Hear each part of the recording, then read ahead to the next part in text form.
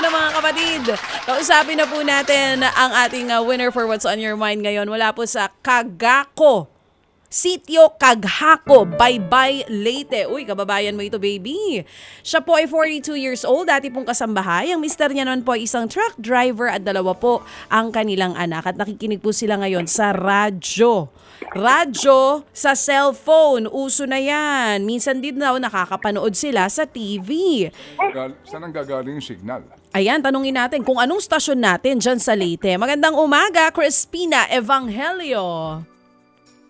Nanay? Hello po. Good morning, Hello Nanay. Magandang umaga. Good morning po. Malinaw po ang dating ko? Okay po. O sige. Dito po ako sa bundok, ma'am. Ay, nasa bundok po kayo. Oo, Nanay, sabi nga dito O, sa nakikinig. taas. Mo po sa taas. Oo, sige po. Nay, sabi nakikinig daw po kayo sa radyo, sa cellphone. Ano pong frequency namin dyan sa Baybay, Leyte? 101.9 po, ma'am. Abot po dyan sa Leyte? Sa Leyte po.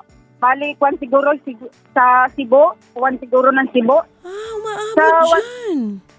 Opo, 101.9 po kami nakikinig, ma'am. Sa radyo.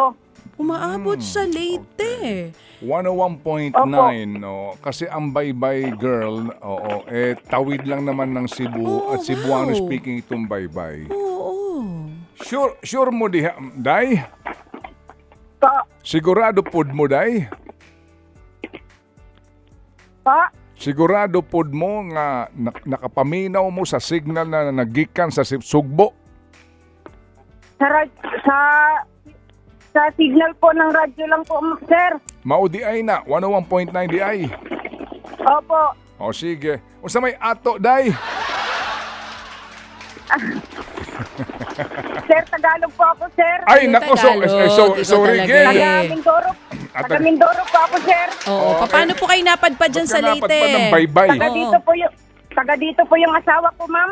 Oo. Nasa bundok daw siya Taga Leyte po. Taga Leyte. Medyo nahirapan Sige. tayo sa kanya dahil nasa bundok siya ngayon. Medyo malayo-layo ito. Okay. Pero nanay, Opo, malakas po ang ulan dito, ma'am. Ay, nako, bilisan mo na yan. Oo. sige po nay.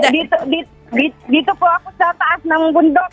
Oh. Signal. Okay po, mag-iingat po kayo. Pero sige, dahil malakas ang ulan dyan, para di na po kayo maabala at baka ano pa mangyari sa inyo dyan, nanay, lumalakas na ang ulan. Tanong ko muna, ano muna yung Bible verse na binigay po sa atin ni Pastor Jeff? Ang Bible verse po kahapon, ma'am, ni Pastor Jeff, Santiago 4:15. Kaya nga ito ang dapat niyong sabihin. Kung lulubin ng Panginoon at mabubuhay pa tayo, ganito o kaya ganon ang gagawin natin. Yun Yeah. po, amen po. Yan. So dahil lagi po kayo nakakapakinig sa amin, nanay, doon po sa explanation ni Pastor, ano po ang pagkaka-explika niya dito kahapon? Ang ibig po sabihin ng Bible verse po na yan, ma'am, habang nabubuhay po tayo dito sa mundo, ma'am, gawin po natin ang tama. Kasi po hindi po natin alam kung hanggang kailan tayo. Kaya habang nabubuhay po tayo, gumawa po tayo ng tama na nanaayon po sa Panginoon. Amen. Amen. Amen po. Sige. So, Crispina, saan mo nakilala mister mo? Sa Maynila po, sir. O, kailan kayo nagpunta diyan tumira sa Baybay? Sa Baybay po. Oo, Noong 2022 po. 2021 December po. Oo, paano Umuwi po kami dito. mo, yung bang anak mo kasama mo sa bundok? Opo, sir. Wala pong magbabantay doon sa bahay, sir. O, di ba? Sige, ganito na lang muna.